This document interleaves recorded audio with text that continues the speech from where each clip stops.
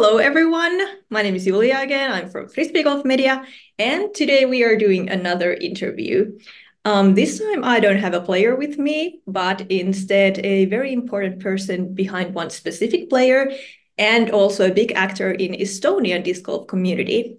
I have with me Kristin Tattar's manager, Matthias Vutt. And with Matthias, we are going to cover topics such as what it's like to be a sports manager, and what the upcoming European Disc Golf Festival is all about. So, welcome, Matthias. Yeah, hi. Thanks for having me. Thank you. Thank you for coming. I think we can start by a very straightforward question. So, who are you and what is your background? Yeah, well, I'm Matthias. I'm 37 years old. I'm a father, partner, and I have been working in marketing for the past 20 years, roughly. So some ad agencies, some startups, some larger companies. And I have been involved with disc golf for roughly 8 years now. So as a player mainly, but I'm also one of the founders of one of the largest disc golf clubs in Estonia called Five Under Disc Golf Club, and starting from last year, I got into event organizing as well. So I'm one of the guys that organized the European Disc Golf Championships last year in Tallinn. And after that, we got approval to organize the Disc Golf Pro Tour event called European Disc Golf Festival, and then now we also have the chance to organize a major next year in Tallinn. So yeah, that's about it. Well, that's a cool backstory. Well, you kind of like mentioned that you started with disc golf as a player, and then you kind of like found yourself in different positions within the sport. So, how did it turn so that you were a player, and then you started to get more into like organizing things and being part of all kinds of different things? So, how did that happen?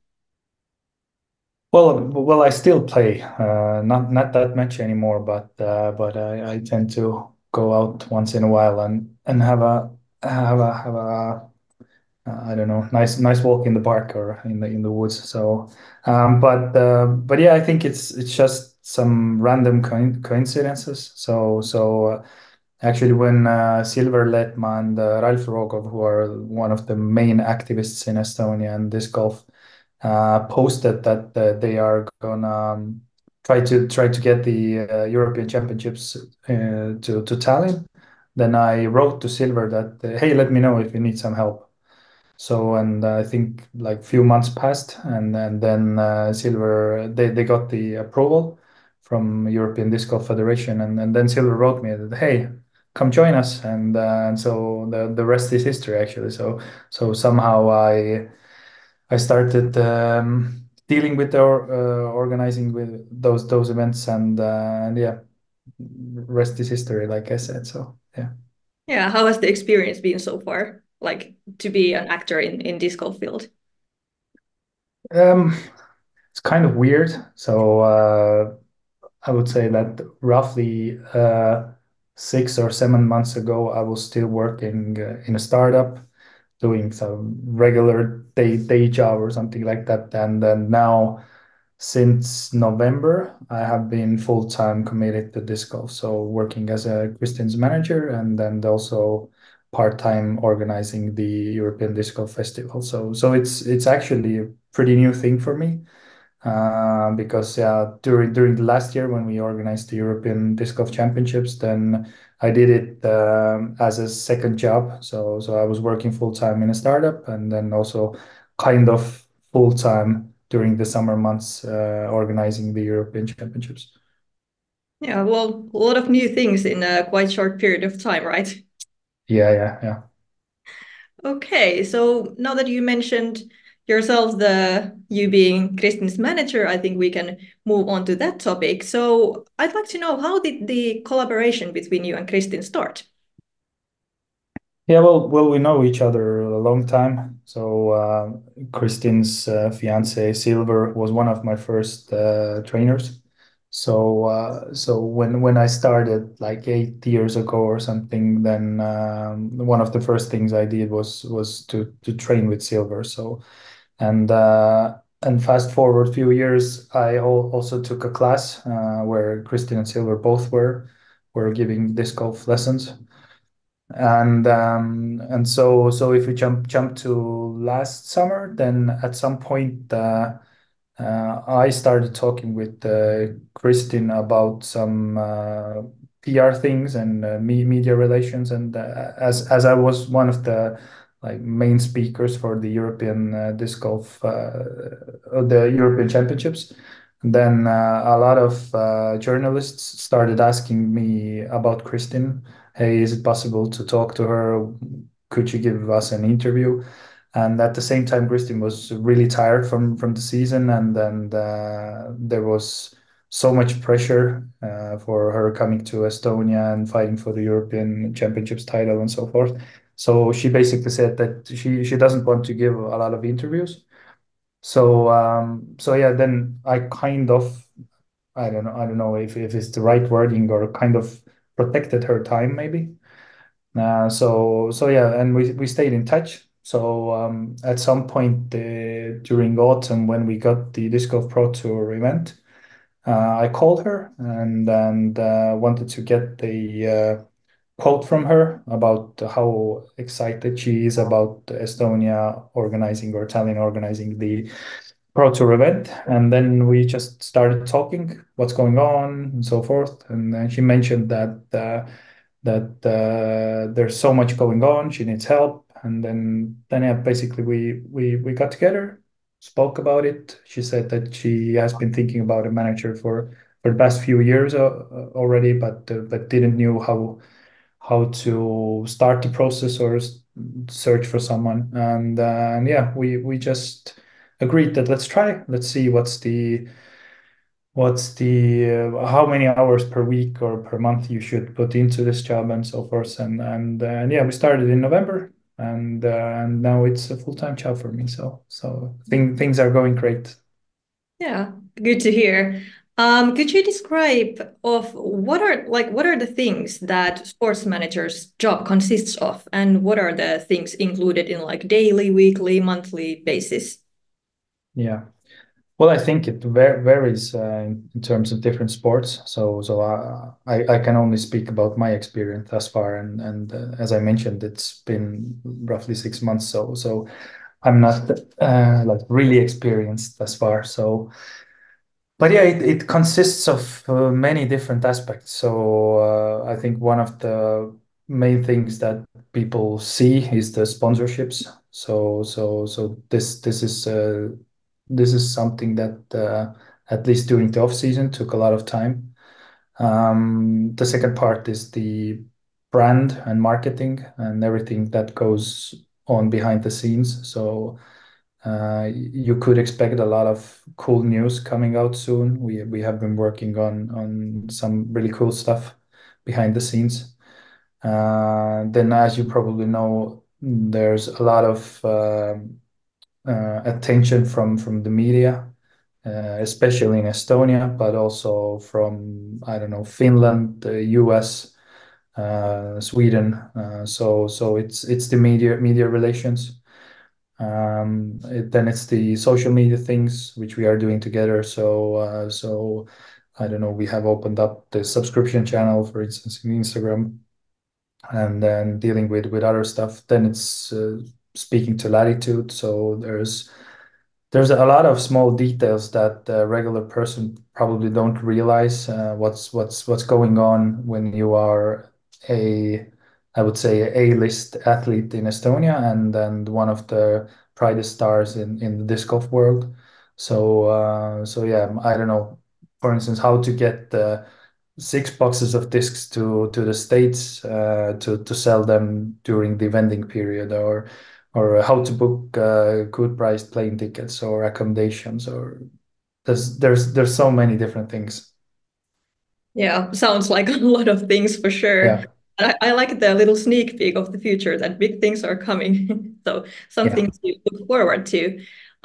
Let's go to the sponsorships in a bit, but like you talked about the media, for example, and I've understood that Kristin is quite the phenomenon in Estonia at the moment. Like her face can be seen in commercials, in the streets, and in sports stores. So how has this all happened in a, well, quite short period of time? Uh, good question. And I don't have the exact answer, but I think it's a combination of different things. So one thing is definitely that she is the best player in the world. That's a fact. The second thing is that disc golf in Estonia is one of the largest sports now. So we have roughly 30 to 40,000 players, and you need to think about the fact that Estonia is a really smart country. So there's 1.3 million of us. So if you compare to, for instance, I don't know, football or soccer for the US people, so there's 26,000 registered players in football in Estonia. So, and we have 30,000 registered players in disc golf metrics in Estonia. So that says a lot already. And then I think she has some kind of X factor. So it's hard to describe what it is, but she's a really likable person. She's always really sincere when she's giving interviews or showing her emotions. So yeah, I think it's just a combination of different things. Yeah, and I agree. She seems to be quite the superstar in many aspects. Yeah. Now about the sponsorship. So I think almost everyone is aware of Kristin's huge amount of sponsorship deals this season. So could you share some backstories behind those and what are the biggest impacts those sponsorships can give to a player? Um, well, I think the main thing here um, people need to understand is that we don't just try to gather a lot of sponsors, a lot of sponsors for her. The main point is to I think the Kristin has described disc golf as a bubble. So we inside of disc golf know a lot about the sports, but a lot of people outside of disc golf world don't know anything about it. So we are kind of in a bubble. So one of the main things we're trying to achieve with getting sponsors like Porsche or, for instance, PAF is that, or Nike, is that we try to burst the bubble or actually bring more attention from the outside to the inside of disc golf, or show that that in disc golf it's possible to attract really big and attractive brands to this sport. So, and by doing so, hopefully bring in more attention, bring in more funds, so that the next generation, or I don't know, people in few years will start also getting this attention and making this sports more professional.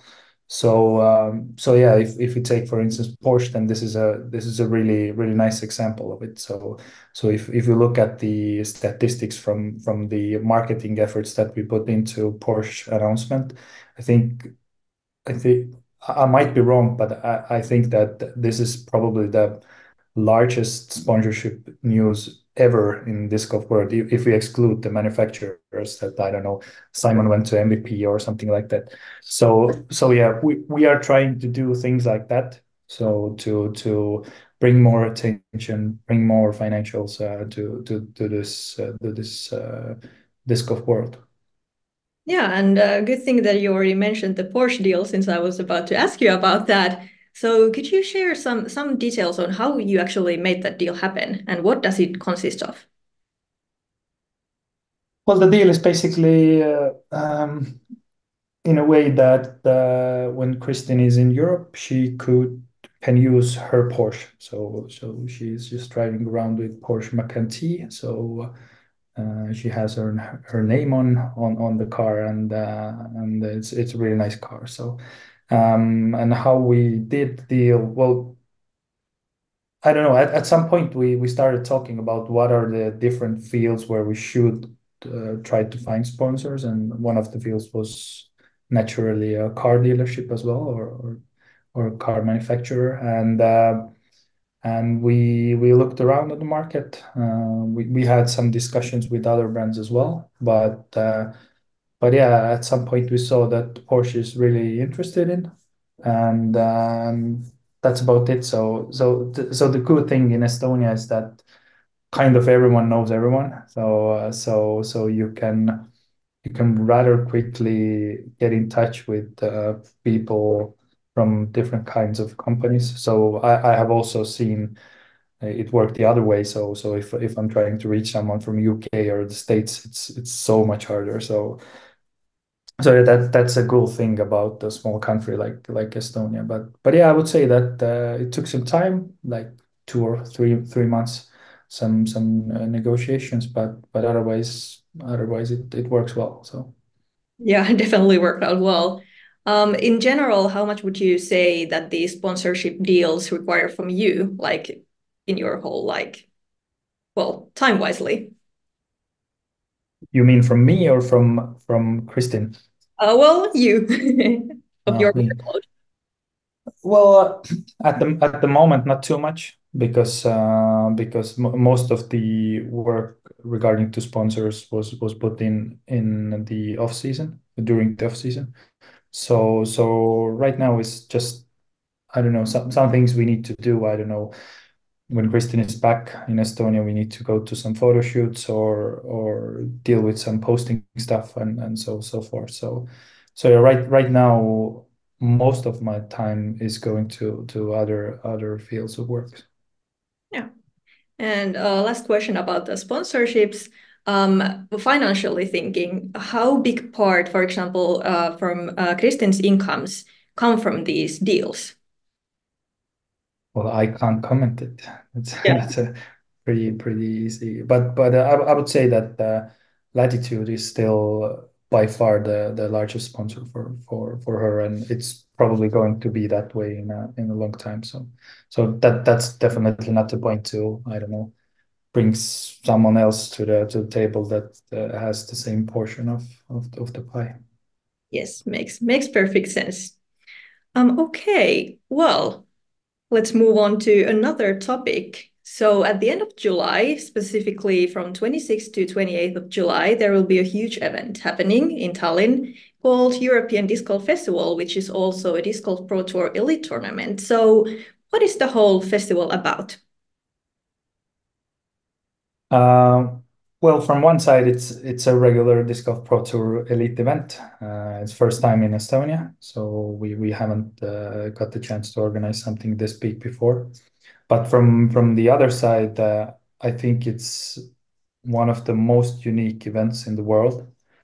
Um, why? I think first of all, the fact that we have a course in the middle of the capital city, literally. So I think I might be wrong, but I think there's no other courses or big events happening in the capital cities and in the middle of the capital city.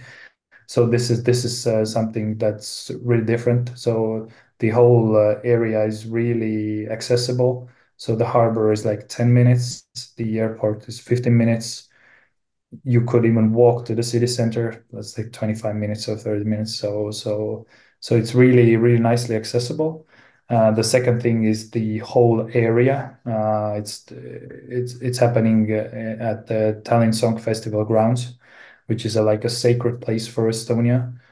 We fought our, or actually sang our independence on that place. So there were like 300,000 people coming together and singing like national songs, and we got our independence back in the beginning of 90s by doing so.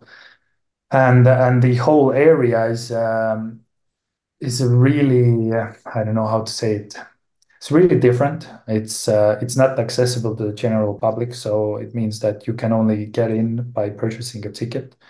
It's a really compact area.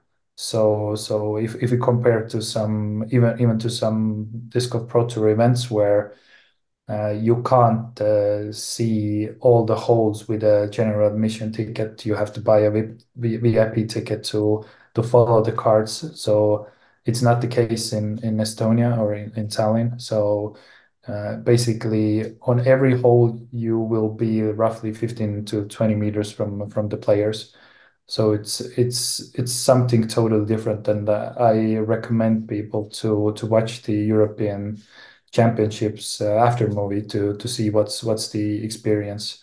And since it's disc golf is so popular in Estonia, so last year we had 7,500 people coming to watch the event, and this year we are expecting even more people.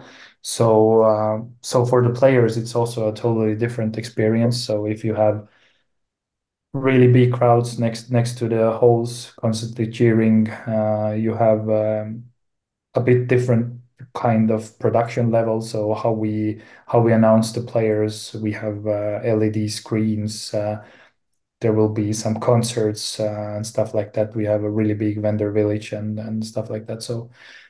And then some after hours program as well. So yeah, I think it's something completely different as far as how much I have heard from my teammates that have been traveling and visiting some competitions in the States or what's happening in Finland or other places. So it's definitely something that a true disc golf fan should experience. Yeah, well, for sure, this sounds huge, like huge, at least how you describe it. So I'm interested in what kind of team or organization is behind the event. So how do you make it happen? Yeah, well, last year the main organizing team consisted of 5 people. This time it's mainly 4 guys. So it's me, Silver Lehtma, Ralf Rogov, and now we brought in a guy named Silver Kütt, who's been actually behind Rally Estonia, which has been, I think, announced as 3 times as the world best rally, so WRC rally. So he's now also joined the team. So we have a lot of experience from the rally world, and then we have some part time. I wouldn't say employees, but part time guys and girls helping us out. So there are people in the marketing department or tournament director side, and then we have roughly 100 volunteers. So yeah, that's the main team who's putting together an event like that. Sounds really good. It's good that you have a big team behind the event. Yeah, yeah. Yeah, I'm planning on coming. I will definitely come. So that's good. Cool. So, and the whole event takes place 1 week after European Open, which of course will happen here in Finland, in Nokia and Tampere. So, why should every Finnish disc golfer come to Estonia attend the festival after the European Open? Well, I think I said already most of the things. So if I might add something, then I think it's like 2 hours from Tampere to Helsinki, and then 2 hours ferry from Helsinki to Tallinn. So I think you will just experience something totally different. European Open is fantastically run event, and it looks amazing, and it attracts a lot of big crowds and so forth. But yeah, the festival atmosphere that you will get in Tallinn is just something totally different. So it's a easy trip. Come to Estonia. I don't know, go out at night. We have some awesome after hours things going on as well. The list of players is amazing. So pretty much all the players that are coming to Finland are also coming to Estonia, and come and see the level of organization that we will offer to all the spectators and players. Yeah, well, I think July will be full of disc golf, at least here in Europe, which is a really good Yeah. thing. You already mentioned something about VIP tickets, and I heard that last year, at least the Finnish attendees were super surprised that the VIP ticket was really an all-inclusive like treat for them. So anything similar this year or any sneak peeks? I just finished a meeting like an hour ago Oh, where we finally agreed on the VIP tickets. So I'm not sure when this episode will go live, but yeah, we will probably announce the VIP tickets in few days' time. So yeah, there are different kinds of packages, and I think it will be attractive to the Finnish fans as well. Yeah, for sure. I'm really looking forward to all the ticket options and benefits. Well, in general, do you personally have any future disc golf dreams or goals, let's say in Estonia or in Europe or globally? Uh, I don't know. I'm going to the States in at the end of May, so this is something I really look forward. I will go and help Kristin out at Portland Open and Beaver State Fling. So probably gonna see how things are, how they are organizing the Portland Open, which is Elite Plus series event. So that will be cool. And otherwise, I think the main thing is that Kristin needs to win everything if possible. So really cheering for her. And also I hope that all the European organizers will do an amazing job this year, because I think this is the year where we all together need to prove that the level of organization and the level of the events that we are doing here is really good. And hopefully this Golf Pro Tour will see it, experience it, and give more events to the European organizers. So it's a really cool thing to see that we now have already 5 Elite Series events. So hopefully next year maybe we will have already, I don't know, 6 or 7, plus the Worlds happening in Finland and the major happening in Estonia. So yeah, that's my wish. That is a really good wish, and I hope that everything goes exactly like that. Yeah. Before closing off the interview, do you have any greetings for Finnish disc golfers or disc golf fans? Yeah, greetings. Well, yeah, I hope that the Finnish disc golf fans will find their way to Estonia as well. I know that there are people coming from Estonia to Finland to watch the Turku Open or the European Open. So hopefully Finnish fans will come to Estonia, and then we can support each other and show that we both are really awesome disc golf nations. That is the fact. Hey, thank you, Matthias, so much for this interview. And well, we'll probably see at least in July at the festival. And I hope the best for you and Kristin, of course, for this upcoming spring and summer. And well, I guess thank you. Yeah, thank you too. Yes. Bye. Bye bye.